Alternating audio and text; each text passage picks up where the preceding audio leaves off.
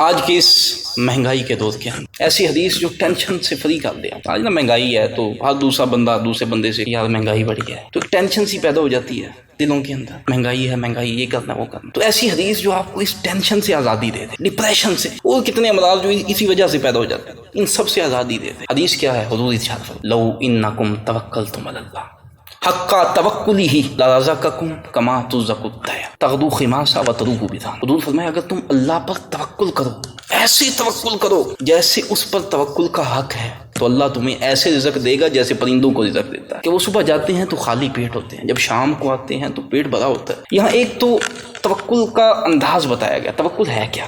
توکل یہ ہے کہ پرندہ جب جاتا ہے تو کوشش کرتا ہے، صحیح کرتا ہے، جد و جہد کرتا ہے، تو پھر اس کو پھل ملتا ہے، یعنی کہ وہ اس کا پیٹ بھر جاتا ہے. اسی طرح توکل یہ نہیں ہے کہ گھر میں بیٹھ جائے بندہ کوئی کام نہ کرے اور کہے میں توکل کر رہا ہوں. توکل یہ ہے کہ اسباب اختیار کیے جائیں لیکن اسباب پر انحصار نہ کیا جائے، اسباب کو سب کچھ نہ سمجھا جائے، بلکہ یقین یہی ہو کہ اللہ دینے والا ہے. اسباب اختیار کیے جائیں. ویسے تو میرے جیسا بندہ اگر آپ اس سے سن لیں تو گھنٹہ گھنٹہ ہو سکتا ہے توکل پہ بیان کر دے، لیکن جیب میں پیسے ہوں تو میں بڑا مطمئن ہوں. جیب میں پیسے نہیں ہیں تو میں کہوں یار میں پریشان ہوں، پیسے نہیں، پریشانی میں، مہنگائی ہے، تو پھر سمجھ لیں کہ توکل میں کمزوری ہے. یہ اللہ پر توکل نہ رہا نا کہ پیسے تھے تو بڑا مطمئن، نہیں تو پھر ٹینشن. اللہ پر توکل یہ ہے کہ پیسے ہوں یا نہ ہو، اللہ پر یقین ہو کسی وقت پیسے، بلکہ ایسے حالات بن جائیں کہ کوئی راہ بھی نظر نہ آئے پھر بھی وہ در نظر آئے، تو یہ ہے توکل. حضرت موسیٰ علیہ نبی علیہ الصلوۃ والسلام، آپ کے ساتھ آپ کی قوم آئی، پیچھے سے فرعون تھا، آگے دریا تھا.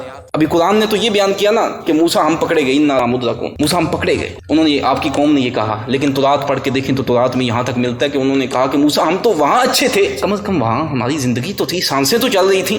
تیرے ساتھ آئے ہیں موسیٰ، ہماری تو زندگی خطرے میں پڑ گئی. پیچھے سے فرعون کا لشکر ہے، ایک گرد و غبار اڑتی آ رہی ہے، سمندر ہے گرد و غبار کا. جب فوج آتی ہے تو گرد و غبار اڑتی ہے، سمندر ہے اور آگے بھی دریا ہے. موسیٰ آگے بھی موت ہے، پیچھے بھی موت ہے. اس عالم کے اندر کوئی چیز سمجھ نہیں آ رہی. سارے لوگ کہہ رہے ہیں موسیٰ آگے بھی موت، پیچھے بھی موت. اب حقیقی توکل آپ کو بتاؤں یہ ہے. حضرت موسیٰ فرمایا ان معی ربی سیہدین، لوگو میرا رب میرے ساتھ ہے، ان قریب وہ رستہ نکال دے گا. کہاں ہے رستہ؟ نہ تو پانی میں رستہ ہے نہ فرعونیوں میں رستہ ہے، لیکن حضرت موسیٰ نے کہا میرا رب رستہ نکال دے گا. یہ ہے توکل.